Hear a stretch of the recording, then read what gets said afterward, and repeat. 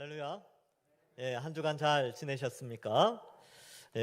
가을이 성큼 다가왔습니다. 그래서 아침 저녁으로는 좀 쌀쌀하다기보다는 좀 많이 시원해진 그런 날씨가 되었습니다. 그럼에도 불구하고 계절은 바뀌지만 우리가 처한 환경, 또 이 코로나라는 환경은 참 쉽게 물러가지 않음을 또 보게 됩니다. 이럴 때일수록 우리가 신앙이 흔들리지 않고, 비록 상황은 계속 이렇게 코로나가 진정되지 않는 가운데 있지만 우리의 믿음은 거기에 흔들리지 않고 더욱더 굳건하게 서서 믿음의 장성한 자들로 더욱 견고해지길 주님의 이름으로 간절히 축원합니다. 우리 이제 오늘 요한계시록 마지막 시간입니다. 이 요한계시록의 이 대장정을 해왔는데요. 우리 원로 목사님께서 1장부터 쭉 설교해 오셨고, 제가 그 바통을 이어받아서 12장부터 22장까지 이제 오늘까지 설교를 해왔습니다. 앞에 내용을 좀 살펴보면 그렇습니다. 이 1장부터 3장까지는 아시아의 7교회를 향한 예수님의 메시지가 나오는데, 거기에 서머나와 빌라델비아 교회 같이 칭찬받는 교회도 있었지만 또 연약한 모습도 보이는 5교회가 있었지요. 그러나 결론은 뭐냐 하면 우리 이겨야 된다. 이 세상의 죄악과 싸워 이기는 자가 되라, 이런 내용이었고요. 4장 5장은 하늘 예배가 있고, 또 이 하늘에 심판의 두루마리가 있는데 그 두루마리를 7개의 인으로 박혀있는 그 두루마리를 떼야지 악한 자가 멸망을 받는데 이 뗄 사람이 없었던 거예요. 근데 어린 양 예수님께서 나타나셔서 그 인을 떼시죠. 그래서 심판을 시작하시는 장면이 나오는데, 6장에서는 인심판이 나옵니다. 7개의 인심판이 나오고요. 또 7장에서는 또 성령으로 그 인심판에서 면제된 하나님의 축복을 받은 인침받은 자가 14만 4천 명이 등장하게 되고, 그들은 이 땅에서 전투하는 교회로 묘사되어지고 있습니다. 상징입니다. 8장에 가서는 7번째 인이 떼어지면서 동시에 7 나팔이 이제 울려지며 7 나팔 심판이 시작되고요. 9장에서 그런 것들이 잘 기록되어져 있습니다. 10장과 11장에는 심판보다는 성도들의 삶을 두 증인이라는 대상을 상징적으로 가지고 와서 두 증인을 통하여서 이 땅에서 살아가는 성도의 삶이 어떠한 것인가를 나타내었습니다. 그래서 모세와 엘리야와 같이 말씀을 강력하게 선포하지만 예수 그리스도의 십자가 길을 걸어가서 순교의 자리까지 이르는 그러한 성도의 삶을 11장에서 나타내고 있습니다. 12장에서는 교회의 역사를 또 하나의 환상으로 설명하는데,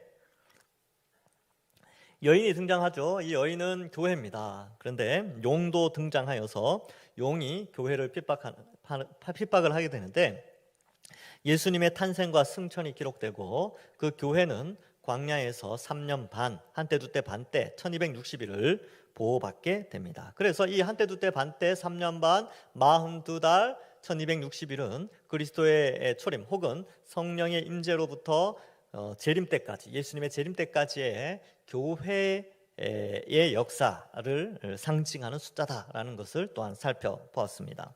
13장에 가서는 짐승 2마리가 나오죠. 용의 수하에 짐승 2마리가 나와서 성도들을 핍박하고, 하나님께서 성도들의 이마에 인을 쳤듯이 이 짐승도 하나님을 흉내내어서 자기들의 도장을 불신자들의 이마와 손목에 찍게 됩니다. 그것이 바로 이제 666, 인간의 숫자라고 했는데, 이것은 상징이죠. 눈에 보이거나 표시가 나는 게 아닙니다. 성령의 인치심이 우리 머리나 이마에 표시가 안 나듯이 우리 이마에, 현재 우리의 이마에 하나님의 이름과 예수님의 이름이 보이지 않듯이 666, 그것도 눈에 보이거나 실제로 이렇게 들어가는 것이 아닙니다. 상징을 의미합니다.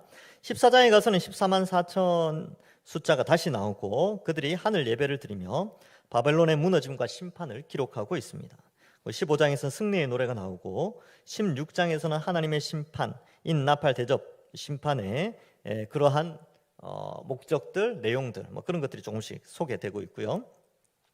이제 17장부터 20장에서는 바벨론과 두 짐승과 마귀, 용의 멸망이 나오게 됩니다. 그래서 완전히 심판을 받죠. 그러니까 인심판, 나팔심판, 대접심판의 마지막에 있었던 그 심판이 17장부터 20장에 다시 한번 상세하게, 도대체 이 마지막 심판의 대상이 누구냐, 바로 바벨론 두 짐승 용이다라는 것이 기록되어지고 20장 뒷부분과 21장에 넘어와서는 이제 완전한 승리를 설명하고 21장에 와서는 하나님이 이루실 영원한 하나님 나라에 대한 기록을 하고 있습니다. 자, 이렇게 제가 간단하게 요한계시록 1장부터 22장까지를 설명해 드렸습니다. 머리에 좀 이렇게 좀 들어오시나요? 예. 언젠가 또 제가 한 몇 년 지나면 요한계시록을 주중에 특강으로 좀 하려고 합니다. 그때 또 이제 관심 있으신 분은 들으시면 되고요. 자, 이제 오늘 마지막 이 22장 14절 부분을 한번 보면 이제 앞에서는 예수님이 속히 오신다라고 말씀을 계속 하셨죠. 13절까지 그 내용이 기록되어져 있고요. 14절에 보면 메시지가 계속 나옵니다. 자기 두루마리를 빠는 자들은 복이 있으니. 이제 드디어 마지막 복이 나옵니다. 요한계시록에 7개의 복이 나온다 그랬죠. 그 7개의 복의 내용을 보면 주로 말씀에 순종하는 자들은 복이 있다라는 건데 이 말씀에 따라 믿고 순종하며 살아가는 자가 받을 완전한 충만한 복을 상징하기 때문에 7이라는 숫자를 써서 7번 이 축복을 표현하고 있습니다. 결국 예수 그리스도의 그 십자가 복음으로 말미암아 두루마기를 빠는 자들이죠. 두루마기는 이제 겉옷이죠. 겉옷. 저는 두루마기 그러면 한복을 입고 한복 위에 걸치는 외투 있지 않습니까? 그걸 이제 옛날 어르신들이 두루마기 그랬던 게 기억이 나는데 여기에 나오는 이 두루마기가 바로 그런 의미가 있습니다. 긴 외투를 의미하지요. 근데 이걸 빠는 자들이 복이 있대요. 이게 무슨 의미가 있는가? 옷을 빤다라는 것은 성경에 많이 나오는데요. 결국은 예수 그리스도의 십자가 복음을 듣고 예수님께서 나의 죄의 형벌을 대신하여 십자가에 죽으셔서 내가 받아야 될 그 더러운 죄의 형벌을 예수님이 다 받으셨기 때문에 나는 더 이상 형벌을 받을 필요가 없고 그리고 지은 죄에 대해서 회개한 자, 그 자들이 바로 흰 옷을 입은 자들입니다. 옷을 빠는 사람이죠. 그래서 요한계시록 3장 4절과 5절에도 이렇게 기록되어 있습니다. 그러나 사대에 그 옷을 더럽히지 아니한 자 몇 명이 내게 있어 흰 옷을 입고 나와 함께 다니리니 그들은 합당한 자인 영고라. 이기는 자는 이와 같이 흰 옷을 입을 것이요 내가 그 이름을 생명책에서 결코 지우지 아니하고 그 이름을 내 아버지 앞과 그의 천사들 앞에서 시인하리라. 이렇게 기록하고 있습니다. 옷을 빤 사람이죠. 그래서 이 사람들은 복이 있습니다. 우리는 여기 다 복 있는 사람들이에요. 가정에서 지금 예배드리는 분들 다 복이 있습니다. 왜 그러냐면 우리는 예수 그리스도의 십자가 보혈의 피로 우리의 옷을, 우리의 두루마기를 이미 빨래를 한 그런 사람들입니다. 그래서 우리가 예수님 믿을 때 처음에 한 일이 뭡니까? 회개한 거죠. 회개.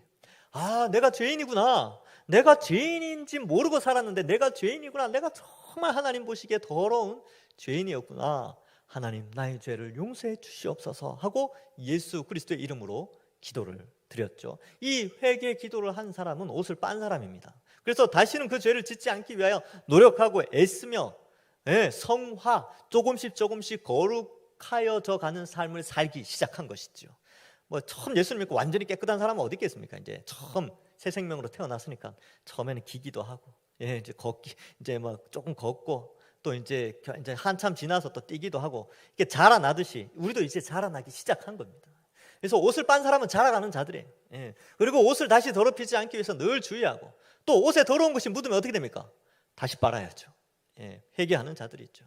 그래서 예수님도 온 몸을 목욕한 사람은 발만 씻으면 된다라고 요한복음 13장에서 또한 기록하고 있습니다. 그래서 우리는 옷을 빤 사람은요 회개를 하고 계속 회개의 삶을 살아가는 그런 자들임을 나타내고 있습니다. 앞으로 회개 계속해도 되니까 나 마음대로 죄를 지어야지 라고 생각하는 사람은 옷을 처음부터 빨지 않은 사람이에요. 아예 처음부터 예수님을 제대로 믿지 않는 사람입니다. 정말 예수님 믿은 사람은 내가 이제 옷을 더럽히지 말아야지 이렇게 결단을 한다는 것이죠. 자, 계속 살펴보겠습니다. 자, 복이 있다 그랬죠. 이는 그들이 생명나무에 나아가며 문들을 통하여 성에 들어갈 권세를 받으려 함이로다.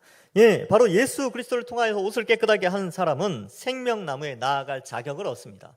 예수님을 믿을 때 성령이 우리 속에 오셨죠. 성령이 오셔서 예수님을 믿게 하셨습니다. 성령이 오셨다는 것은 우리가 생명수 물을 마셨다는 것이고 그 성령의 생명수 물을 마신 자는 그리스도와 연합되어져서 그리스도는 포도나무요 우리는 가지라서 성령의 열매를 생명수를 마셨기에 그것에 합당한 열매를 맺게 되어져 있습니다. 바로 그러한 생명나무의 열매를 맺는 자가 나중에 주님 오셔서 이룩할 새하늘과 새 땅에서 영원한 생명나무 그것을 먹을 자격을 갖추게 됩니다.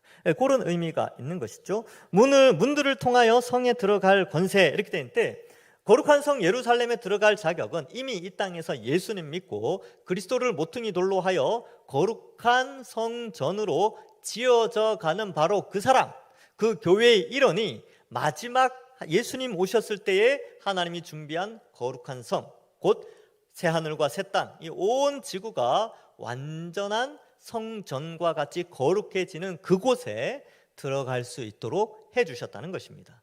그래서 이미 이 땅에서 생명수를 마시고 생명나무의 열매 곧 성령의 열매를 맺는 자, 또 이미 이 땅에서 예수님을 믿고 그리스도를 모퉁이 돌로 하여서 거룩한 성전으로 지어져 가는 자가 나중에 완성될 하나님 나라에서 생명나무를 먹게 되고요, 나중에 완성될 하나님 나라의 그 거룩한 성에 동참하는 자가 된다는 것을 이 14절에서 설명하고 있습니다. 이러한 자들이 바로 성도요, 교회요, 우리가 바로 복받은 자다라는 것을 말씀해 주고 있습니다. 이게 우리의 신앙의 최종 목적입니다. 목표고 궁극적인 거죠. 그러니까 이제 예수님 믿고 나서 이 땅에서 뭔가를 이루어가는 것이 우리의 목적이 아닙니다. 우리의 목적은 여기에 있는 거죠. 마지막 때 주님 오셔서 생명나무의 열매를 먹고 하나님이 준비하신 그 영원한 하나님 나라 거기에 입성하여 영원히 행복하게 사는 것, 그것이 우리 신앙의 최종 목적입니다. 예수님 믿는 목적이 거기에 있어요. 이 땅에 이 짧은 100년 여기에 있지 않습니다. 우리 아까 오늘 교동문 읽을 때 그랬죠. 하나님 앞에서 1000년은 밤에 한 점과 같다니까요. 아무것도 아니에요. 우리 신앙의 목적은 영원의 세계에 가 있는 것입니다. 그래서 이제 여러분 생각을 좀 잘 하셔야 돼요. 신앙생활 하면서 영혼의 관점이 아니라 이 땅에 살아가는 100년의 관점에서 이 신앙의 목적을 두면 이게 참 어려워요. 이 성경 66권을 받아들일 때 상당히 부담이 될 수 있어요. 왜냐하면 100년의 인생을 살아가는데 성경의 메시지들은 상당히 우리에게 걸림이 되는 것들이 많이 있습니다. 그리고 제가 이제 장담합니다. 제가 이제 이 동산교회에서 목회를 하나님이 허락해 주셨는데 성경 말씀을 그대로 메시지를 전할 때에 상당히 걸리는 부분이 많을 거예요. 그리고 기분이 안 좋을 때도 있을 겁니다. 제가 확신합니다. 왜냐하면 제가 성경 읽을 때 부담되는 것도 많았거든요. 그러면 그때마다 생각하셔야 돼요. 이 내용은 짧은 100년의 인생에 우리에게 요구하는 것이지 영혼의 세계를 바라본다면 그래, 이러한 부딪힘이 있는 이런 성경적 요구에는 내가 순종하려고 노력해야 되겠구나, 그렇게 생각하시면 됩니다. 근데 그것 때문에 뭐 이렇게 시험 든다든지 뭐 그렇게 하지 마시고, 성경은 원래 우리에게 늘 어떤 부분에 있어서는 참 부담을 주는 부분이 상당히 많이 있어요. 그러나 어떤 부분에는 축복이죠. 그래서 이 내용이 굉장히, 제가 이제 이 서론 부분에서 이 표현을 쓰는 이유가 뒤로 가면 갈수록 이 부분을 강조하기 때문에 그렇습니다. 어쨌든 두루마기를 빨고 예수님을 믿어 생명나무의 성령의 열매를 맺고 한 교회 공동체로 살아가는 우리에게 영원한 하나님 나라의 축복이 있다는 것을 우리는 기억해야 되고, 그것이 우리의 복이다. 그래서 우리는 이미 복받은 자다라는 것을 또 우리는 기억해야 합니다. 그러면 못 들어가는 자들이 있어요. 이 생명나무를 못 먹고 이 거룩한 새 예루살렘에 못 들어가는, 즉 주님 오셨을 때 혹은 주님이 준비한 하나님 나라에 들어가지 못하는 자가 있는데 그들이 누구냐? 15절에 나옵니다. 15절에 보면 첫 번째 개들이라고 나오지요. 이 신약 성경에서 개라고 표현하는 부분이 한 군데 나오긴 하는데, 빌립보서 3장 2절에 보면 개들을 삼가고 행악하는 자들을 삼가고 몸을 상해하는 일을 삼가라, 이렇게 되어져 있습니다. 그러면 여기에서 이 개들이라고 했을 때 이 빌립보서에서의 개들은 유대인들을 의미합니다. 그러니까 이단들이죠. 유대교 이단들. 그래서 이 흐름상 여기서 좀 이단과 좀 관련되어져 있습니다. 하나님의 메시지를 변형시켜서 구원으로 인도하지 못하도록 하는 거짓 진리를 전하는 자들에 대해서 개들이라고 표현을 하고요. 조심하셔야 됩니다. 예. 저도 이제 큰 개가 길거리 지나가면 조심해요. 물릴까봐. 이제 그 입에 그 입마개를 해야 되는데 안 하고 다니시는 분들이 종종 있어요. 그러니까 강아지 개를 사랑하시는 거는 제가 이해가 되는데 이렇게 참 사랑스럽잖아요. 눈 보면 참 예뻐요, 개들이. 근데 지켜야 될 규칙이 있잖아요. 네, 큰 개를 몰고 다니는데 입이 막 이렇게 침 줄줄 흘리고 다니면 어휴, 옆에 가면 무서워요. 조심해야 됩니다. 마찬가지로 이 개들이 거짓 진리를 가지고 이단 사상을 가지고 성도들을 언제든지 순간적으로 물 수 있기 때문에 우리는 늘 삼가야 돼요. 조심해야 됩니다. 그러한 개들, 그다음에 점술가들 이렇게 있는데 이 점술가라는 단어가 이 마법사라고 되어 있고요. 이 뜻은 남을 속여 진리를 바르게 보지 못하도록 하는 자들입니다. 그러니까 이 마법사들이 속임수를 써서 과거에 2000년 전에 속임수를 써서 사람을 속이듯이 거짓 진리를 전파하여서 사람을 속였죠. 그래서 이 팔마코스라는 헬라어인데 독약을 타는 자 이런 의미가 있습니다. 독약을 타는 자. 이 진리의 독약을 타서 이 성도들을 무너뜨리는 자들이 있죠. 이러한 마법사들을 조심해야 되고 이렇게 우상 숭배와도 연결되어 있죠. 점치고 이런 것들 다 연결되어 있습니다. 우리 성도들은 점치러 다니면 안 돼요. 행여라도 운수를 본다든지 사주를 본다든지 자녀 결혼을 앞두고 궁합을 본다든지 여러분 위험한 하나님이 보실 때는 아주 큰 범죄입니다. 절대로 그렇게 하시면 안 됩니다. 그다음 음행하는 자들. 그래서 이 성적인 타락을 의미하는데 여러분이 좀 예수님은 강하게 말씀하세요. 마태복음 5장 28절에 보면 나는 너희에게 이르노니 음욕을 품고 여자를 보는 자마다 마음에 이미 간음하였느니라. 이 표현을 통하여서 이 간음에 대한 조심할 것. 그러니까 이 시대는 얼마나 더 그렇습니까? 그래서 우리가 더 이런 때일수록 성도들은 이 성적인 부분에 있어서 더욱더 철저하게 잘 지켜 나가야 합니다.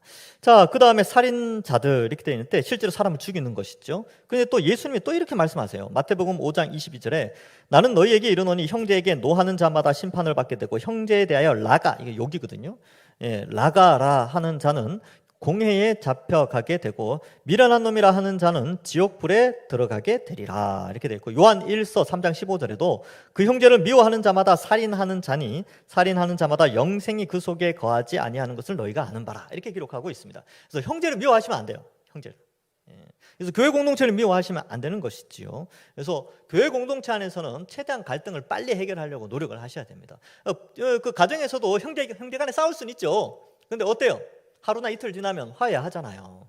부모님이 중재를 나서가지고 그것처럼 빨리빨리 풀어야 됩니다. 우리 교회 공동체 안에도 다툼이 있을 수는 있죠. 근데 이게 오래 가면 안 돼요.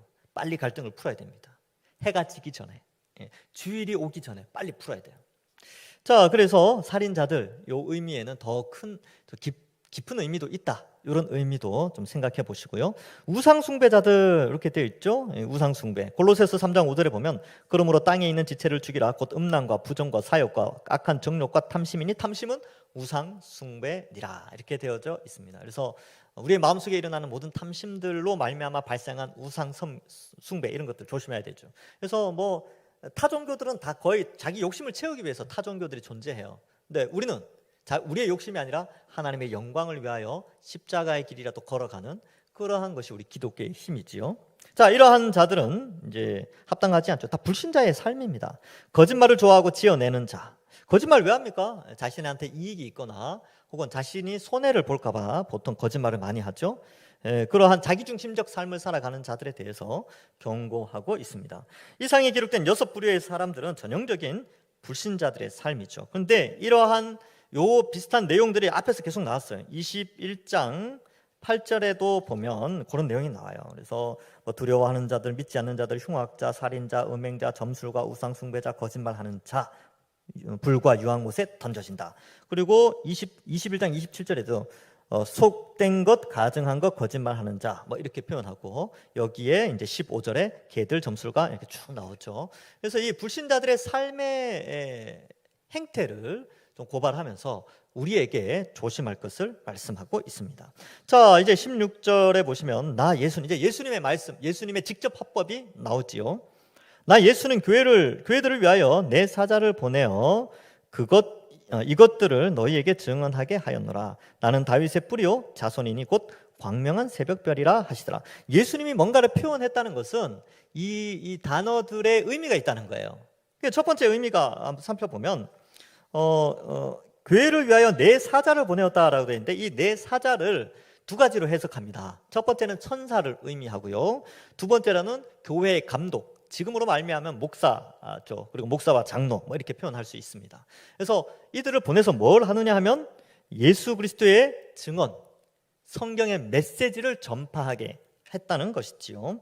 그래서 왜 이렇게 했냐면 미리 알려주려고 그랬습니다. 미리 하나님이 어떤 계획을 가지고 있는지 미리 알려주기 위해서 이 사자들을 보내는 거예요. 그래서 과거에는 천사를 보냈는데, 이제는 성경이 완성되어 2세기 때 사도들이 죽고 나서 바로 그 다음 세기 때 1세기가 끝나고 2세기 때 바로 교회가 모여서 성경 66권을 집대성을 하게 됩니다. 그때부터 이제 목회자와 장로, 근데 이제 그때도 목사와 장로가 분리되어지죠. 어쨌든 말씀을 통하여서 성도들이 잘 배우고 양육받도록 하였고, 특별히 이 말씀을 통하여 하나님의 계획들이 다 낱낱이 알려졌습니다. 이 하나님의 계획이 어떻게 이제 성도들한테 알려주는 것들이 옛날부터 있었죠. 지난번에도 소개해드렸는데 창세기 18장 17절에 보면 여호와께서 이르시되 내가 하려는 것을 아브라함에게 숨기겠느냐? 숨기지 않는다는 거예요. 다 알려주신다는 거죠. 마가복음 13장 23절에 너희는 삼가라 내가 모든 일을 너희에게 미리 말하였노라 라고 말씀하시고요, 계시록 22장 6절 우리가 앞에서 살폈죠. 또 그가 내게 말하기를 이 말은 신실하고 참된지라 주 곧 선지자들의 영의 하나님이 그의 종들에게 반드시 속히 되어질 일을 보이시려고 그의 천사를 보내셨도다. 그래서 속히 되어질 일을 보이려고 보내셨다는 거죠. 지금은 말씀을 통하여 다 보여주셨습니다. 그러니까 예수님의 재림은 반드시 일어나요. 이거는 의심의 여지가 없습니다. 언젠가는 일어납니다. 저는 바라기는 제가 살아있을 때 예수님 오셨으면 좋겠어요.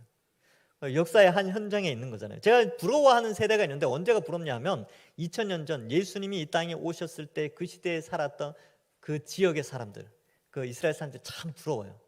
예수님 봤잖아요. 근데 더 부러운 거는 예수님의 재림 때에 살아있는 세대들, 그들이 인류 역사상 가장 부러운 사람들이에요. 그러니까 제가 그 시대, 그 세대가 되고 싶은 거예요. 그러니까 주님 속히 오시면 참 좋겠죠. 자, 그 다음에 예수님께서 말씀합니다. 나는 다윗의 뿌리요 자손이니 이렇게 표현하죠. 이것은 구약에 예언된 말씀의 그 메시아가 본인이다 라는 것을 다시 한번 강조하십니다. 이사야 11장 10절에 그날에 이새의 뿌리에서 한 싹이 나서 만민의 기치로 설 것이요 열방이 그에게로 돌아오리니 그가 거한 곳이 영화로우리로다. 이새의 뿌리 이렇게 표현하고 있죠. 이사야 22장 22절에는 내가 또 다윗의 집의 열쇠를 그의 어깨에 두리니 그가 열면 닫을 자가 없겠고 닫으면 열 자가 없으리라 이렇게 표현하고 있습니다. 그래서 예수님은 구약에 예언된 메시아다 이것을 스스로 말씀하시고요, 그 뒤에 보면 곧 광명한 새벽별이라 이렇게 표현을 하고 있죠. 요거 이제 좀 재밌습니다. 왜 예수님을 새벽별이라고 표현했느냐? 이것은 민수기 24장 17절과 좀 연결되어져 있습니다. 읽어보겠습니다. 내가 그를 보아도 이때의 일이 아니며 내가 그를 바라보아도 가까운 일이 아니로다.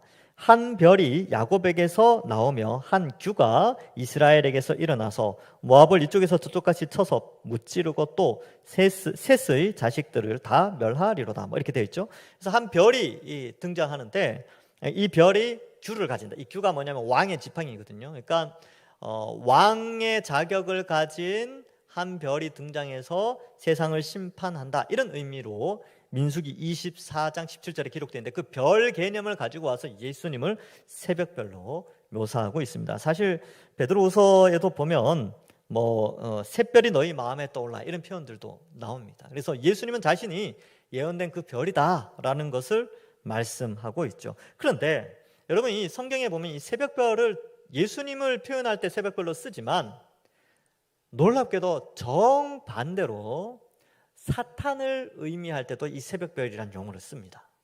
이 내용은 이사야 14장 12절에 나와요. 너 아침의 성, 아침의 빛 광명성이요 라고 하면서 그때도 이 새벽별을 표현해줘. 그러니까 어떤 건지 잘 구분해야 됩니다. 어떨 때는 예수님을 새벽별로 표현하고 이사야 14장에서는 사탄을, 그 이사야 14장의 내용 자체는 이제 바벨론을 의미하지만 사탄의 그런 기원에 대해서 설명하는 부분이거든요. 그러니까 거기에서는 사탄을 또 새벽별로 표현합니다. 그러니까 이게 조금 차이가 있죠. 왜냐하면 사탄이 예수님 흉내를 내거든요. 그래서 적 그리스도 이런 표현을 쓰는 겁니다. 자, 어쨌든 그렇게 구약 민수기에 예언되었던 그 별이 예수님 자신이다라는 것을 예수님이 말씀하고 있습니다. 그러니까 믿을만 하죠. 우리는 믿어야 되죠. 이 예수님을 믿고 굳건하게 믿음을 끝까지 지켜나가야 합니다. 17절에 보면 성령과 신부가 말씀하시기로, 16절에는 예수님이 말씀하셨고요, 17절에는 성령님이 말씀하십니다. 근데 신부도 같이 말씀하시죠. 참 특이하지 않습니까? 성령님이 말씀하시는 건 알겠는데 신부가 말을 해요. 신부는 누굽니까? 신부는 교회죠. 교회. 교회가 신부인데, 이 왜 성령과 신부가 동시에 말씀하시는가? 이것은 성령이 교회를 통하여 메시지를 전달한다는 뜻입니다.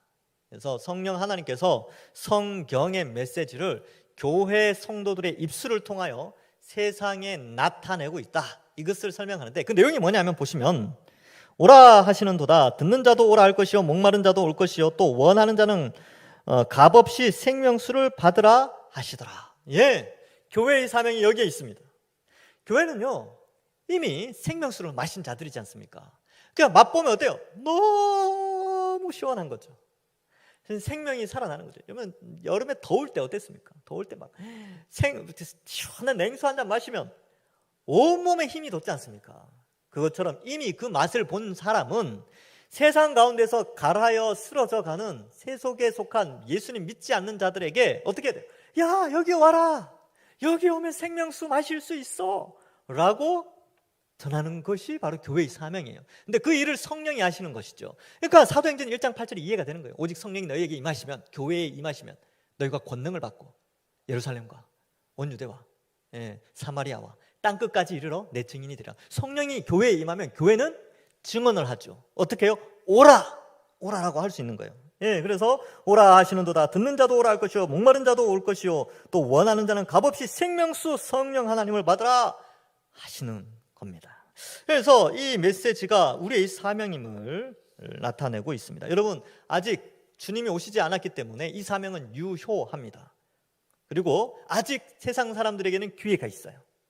어떻게 해요? 교회를 통하여서. 여러분, 동산교회가 왜 여기에 위치해 있는 줄 아십니까? 여기에 위치해 있으면서 이 주변에 예수님 믿지 않는 자들, 그리고 여러분들 각 삶의 영역 속에서 믿지 않는 자들, 아직 그들 믿지 않는 자들 불러오라고 여기에 세워 놓으셨어요. 이 장소가 아깝지 않도록 우리는 움직여야 되는 것입니다. 코로나라서 참 힘들긴 하죠. 그럼 지금도 가능합니다. 어떻게 해요? 주보 나눠주고 전도지 나눠주면서, 야, 여기 QR코드 있지? 띡 한번 해봐. 들어가서 복음 들어. 설교 듣기 힘들어? 그럼 특강도 있어. 우리 양육과정에 십자가라는 게 있는데 너 한번 이 기독교의 기본 교리인데 이거 한번 들어볼래? 이렇게 하면서 전도할 수 있는 겁니다. 지금도 충분히 전도가 가능해요. 그렇게 알려드리는 거예요. 나중에 이제 코로나가 끝나면 또 적극적으로 교회 공동체에 와서 함께 그리스도의 몸된 교회로서의 그 교제의 아름다움을 나누고 또 성장하고 그렇게 하는 것이죠. 이게 교회의 사명입니다. 로마서 10장 21절에 이스라엘에 대하여 가르칠 때 순종치 아니하고 거스려 말하는 백성에게 내가 종일 내 손을 벌려놓으라 하셨느니라. 이게 무슨 말이냐면 하나님이 지금도 종일 교회를 통하여, 성령이 교회를 통하여 하루 종일 손을 벌리고 있다는 거예요. 오라고. 오라. 와서 생명수 마셔라. 성령을 받아. 이 거룩한 하나님 나라의 백성으로 살아가라. 이 메시지를 전달하고 있는 것이죠. 그래서 이 목마른 자도 오라, 값없이 생명수를 받으라. 이거 어디서 많이 들어본 것 같지 않습니까? 이사야 55장 1절 너희 목마른 자들아 물러나 오라. 돈 없는 자도 오라. 너희는 와서 사 먹되 돈 없이 값없이 와서 포도주와 젖을 사라. 이 말씀을 요한복음 7장에서 예수님이 이렇게 또 표현하십니다. 명절 끝나고 큰 날에 예수께서 서서 외쳐 이르시되 누구든지 목마르거든 내게로 와서 마시라. 나를 믿는 자는 성경의 이름과 같이 그 배에서 생수의 강이 흘러나오리라 하시니. 이렇게 말씀합니다. 누구든지 예수님께로 오면 바로 이러한 생명수를 마시게 되는 것이죠. 그리고 영원한 천국을 보장받게 되고 이 땅을 살아가면서 둔탁하고 목말라 있던 심령이 복음의 메시지를 통하여 촉촉한 은혜를 누리게 되는 것이 바로 교회 공동체를 통하여 성령이 주시는 은혜입니다. 그래서 복음 전합시다. 코로나니까 뭐 말지 뭐 이렇게 하지 말고 코로나이지만 오라, 이 메시지를 우리 주변 사람들에게 알려드려야 하는 것입니다. 자, 18절에 가서는 내가 이 두루마리의 예언의 말씀을 듣는 모든 사람에게 증언하노니 만일 누구든지 이것들 외에 더하면 하나님이 이 두루마리에 기록된 재앙들을 그에게 더하실 것이요, 이렇게 되어 있지요.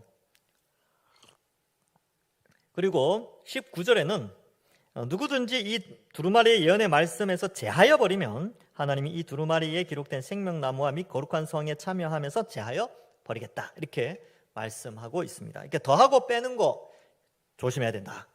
성경 66권이 있는데 하나님 메시지가 담겨져 있어요. 여기에서 뭔가를 플러스 하면 안 돼요. 예를 들면 이런 거죠. 여러분, 우리가 구원을 받는데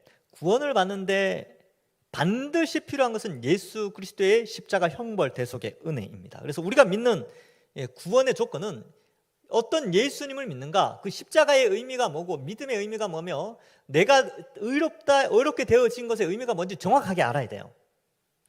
여기 이제 첫 번째고, 근데 거기에 그거 외에 뭔가를 플러스해야 구원을 받는다고 말하면 안 됩니다. 그러니까 십자가 외에 다른 것을 더해서 구원을 받는다고 하면 여기에 나오는 이 더하는 거예요. 그러니까 이제 이단들이 특징이 뭐냐면 예수 그리스도의 십자가 플러스 알파 뭔가를 더 한다는 거예요. 제7일 안식교, 우리 가까이에 있죠. 왜 이단입니까? 안식일을 지켜야 된다. 예수 그리스도의 십자가만으로는 구원받을 수 없대요. 안식일을 지켜야 된대요. 또 이상한 이단들은 6월절 지켜야 된대요. 어떻게 지켜요 그거를? 우리나라 달력하고 완전히 다른데, 그리고 성전도 없는데, 그렇죠? 그런 사람들. 또 뭘 또 해야 된대. 또 뭘 더 알아야 된대. 이 성경, 그리고 2000년 기독교 역사 속에서 내려오는 성경의 해석들을 벗어난 또 다른 뭔가를 알아야 된다. 이런 이단들도 있어요. 이걸 이제 신영지주의 이렇게 표현을 쓰는데, 신천지나 그런 것들 있잖아요. 그런 부류들, 문선명, 정명석, 또 유재열, 백만봉인가요? 하여튼 그런 영생교, 이런 쪽의 사람들은 다 그런 식이에요. 뭔가를 더 알아야 된다. 우리 교주가 해석한 그 요한계시록을 알아야 된다. 전통적으로 해석해온 그 요한계시록 말고 자기 교주가 해석한 뭔가를 알아야 구원받을 수 있다. 그거 모르면 지옥 간다, 이렇게 표현을 해요. 제가 처음 요한계시록 설교할 때 분명히 말씀드렸던 것 중에 하나, 요한계시록의 내용들을 하나하나 다 몰라도 천국 가는데 문제 없다고 말씀드렸죠. 우리 믿음의 선배들 보세요. 예수님 잘 믿고 돌아가실 때 요한계시록 다 알았습니까? 몰랐죠. 모르고 돌아가셨어요. 듣지도 못했고. 근데도 예수 그리스도의 십자가만으로 구원을 받았고, 이 요한계시록의 핵심도 예수 그리스도의 십자가입니다. 그러니까 뭔가를 더한다고 해서, 더하거나 이렇게 하면 멸망에 들어가게 됩니다. 빼서도 안 됩니다. 빼서도. 그러니까 이제 이 빼는 거는 왜 빼냐 하면 사람들 눈치 보니까, 이거는 사람들한테 전했다가는 사람 좀 싫어해서 교회를 떠날 것 같아. 요거는 전하면 안 되겠다. 이것도 큰일 납니다. 이건 이제 목회자에게 굉장히 중요하죠. 빼면 안 되죠.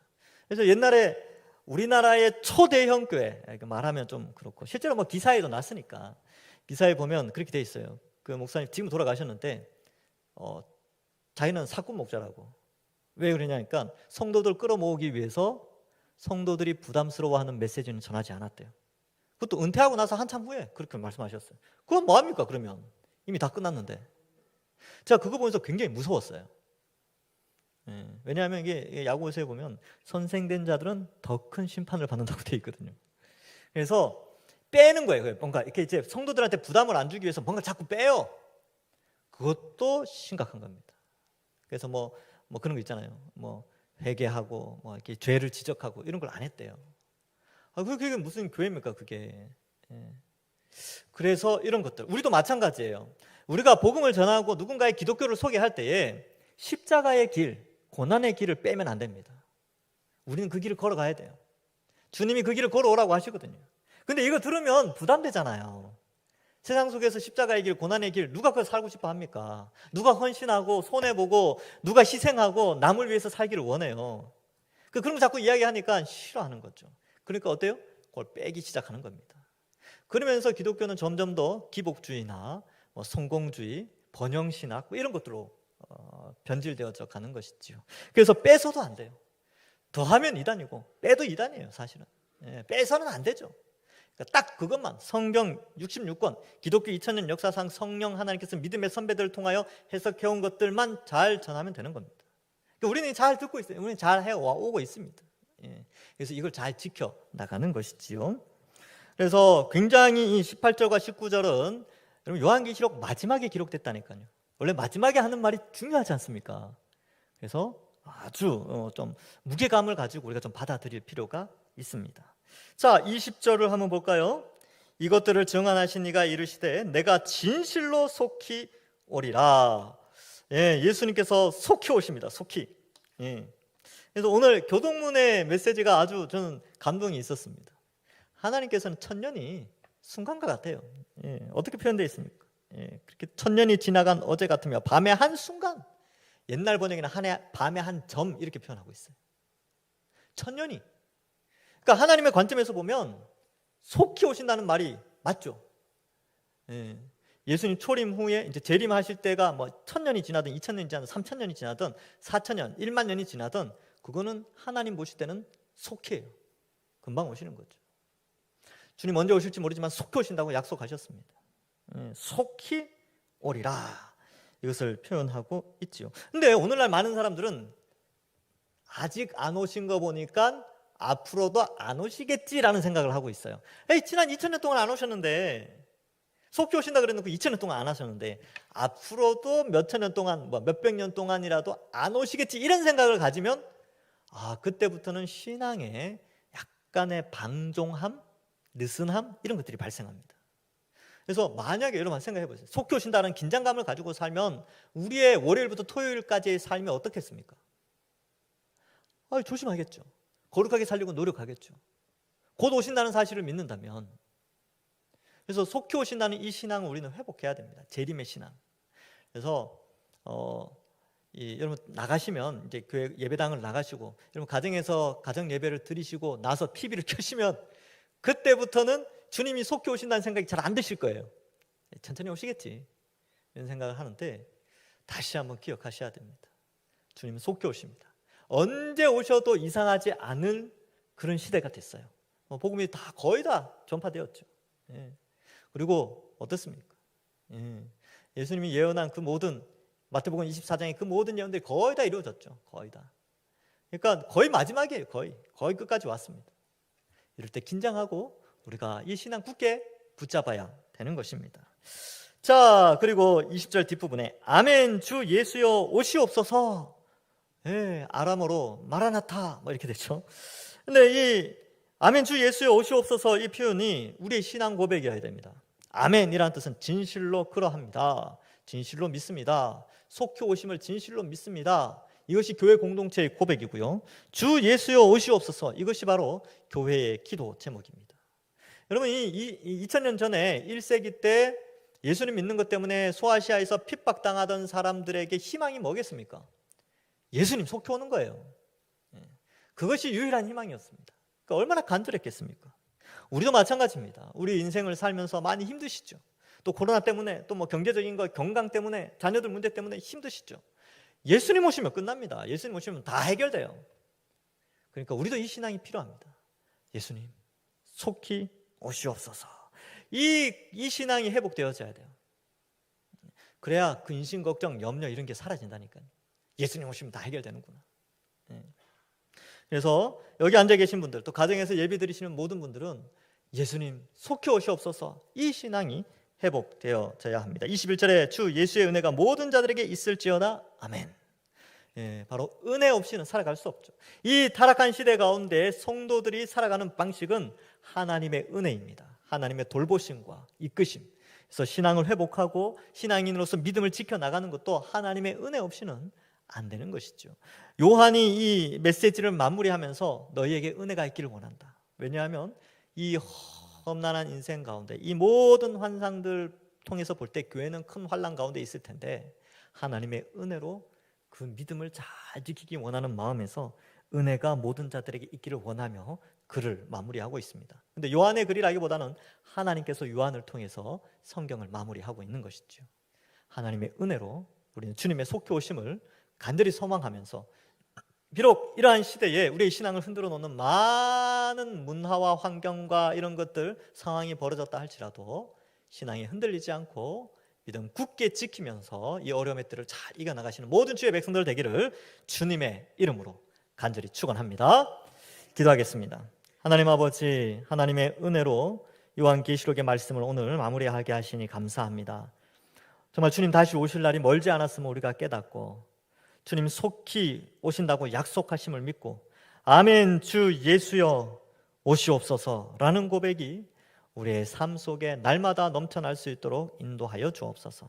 그리하여 세속의 어지러운 세상 속에서 그리스도인으로서 세상 속에 빛과 소금의 역할을 감당하고 성령이 교회를 통하여 하시는 메시지 곧 오라 누구든지 와서 생명수를 마시라고 하신 그 메시지 기억하면서 우리 주변에 있는 예수님 믿지 않는 자들에게 생명수를 전달하는 그런 복음을 전파하는 우리 모든 주의 백성들 되게 하여 주옵소서. 하나님 이번 한 주간도 우리를 지키시고 보호하여 주실 줄 믿사오며 예수님의 이름으로 기도하옵나이다. 아멘.